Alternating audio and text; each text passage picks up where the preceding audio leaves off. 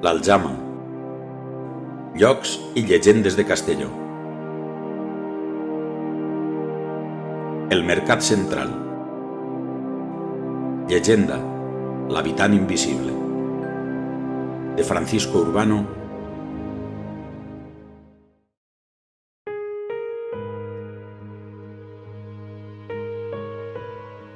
Vicent va alçar la persiana de la parada del Mercat Central de Castelló, on havia vist treballar els seus pares durant anys.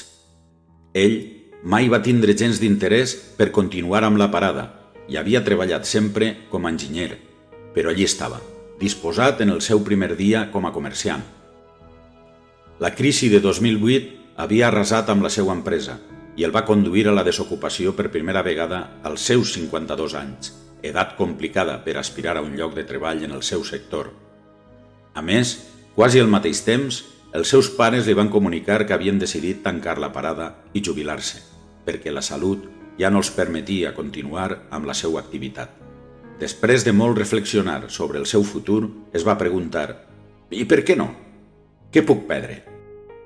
Una hora abans, havia acudit a la llotja a recollir el peix fresc que Ximo, pescador de confiança dels seus pares, li havia guardat amb un somriure quan va saber que el lloc continuaria sent atès per la família.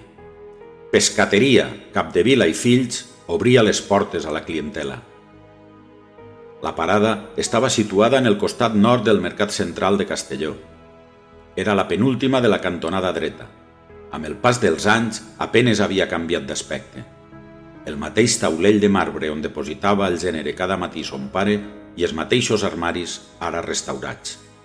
Ho tenia tot llest, i mentre es prenia un cafè escoltant la copa, saludava els veïns de la parada, la Mari, la fruitera, i Miquel, de la parada de saladures i adobats. En eixe moment va ocórrer una cosa estranya. La ràdio va emetre una interferència i va distorsionar la veu darrere. Va agafar la ràdio i la va sacsejar, com si eixa acció anara a netejar de soroll l'àudio que emetia. Quan es va adonar que no desapareixia, va decidir apagar-la i posar-se a la faena. Potser s'havia fet malbé eixa relíquia de ràdio que havia heretat de son pare, va pensar. El seu primer dia va ser un èxit. La clientela habitual es va sorprendre en veure la parada oberta, perquè els seus pares ja havien comunicat que la tancaven, i la sorpresa va ser encara major quan van descobrir que el nou tender era el fill, a qui tots coneixien de quan era un xiquet i passava per allí a l'eixida del col·legi. Encara que Vicent va fer una caixa considerable, el dia va estar ple d'incidents. A l'episodi succeït amb la ràdio li van seguir uns altres no menys estranys, com quan de sobte es van apagar totes les llums únicament de la seva parada i van tardar quasi 10 minuts a tornar, o quan els paquets preparats per encàrrecs s'havien mogut misteriosament del repeu en què els havia deixat. Quan va tancar la parada, la Mari li va preguntar amb un gran somriure: «Què, Vicentet? Ja t'has trobat amb l'habitant invisible?» I no li va donar temps a respondre perquè va marxar esclatant a riure. Vicent no va saber què va voler dir amb aquella pregunta, ni a qui es referia amb eixe apel·latiu. L'endemà indagaria. Va decidir googlejar en internet per a veure si trobava alguna cosa de l'anomenat habitant invisible, però no va trobar res. Quan al matí següent es va dirigir a la Mari a donar-li el bon dia i li va oferir una tassa de cafè fumejant, de seguida va abordar el tema del broc gros. Ja sabia jo que el primer que faries és vindre a preguntar-me per ell. Perquè, clar, és que, no sé, ahir em van passar moltes coses rares i després del que em vas contar em vaig quedar amb la mosca darrere de l'orella, va confessar Vicent. Tranquil, home, no és més que una llegenda. Però els teus pares mai te la van explicar? Què va? Ja saps que ells anaven sempre molt embolicats. A veure, el que es contava era que ací, en la plaça on està ara el Mercat Central, molt abans que es construïra l'edifici, s'organitzava un mercat i, segons sembla en este lloc, va haver-hi una disputa.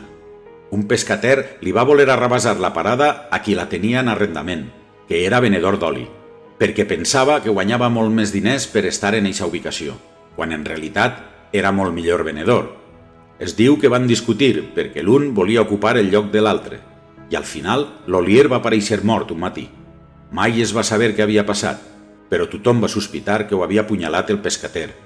Però quan va succeir això? Fa més de 2 segles. I llavors, qui és l'habitant invisible? Doncs així és on comença la llegenda. Segons sembla, l'ànima de l'Olier es va quedar entre els 2 mons per a buscar venjança.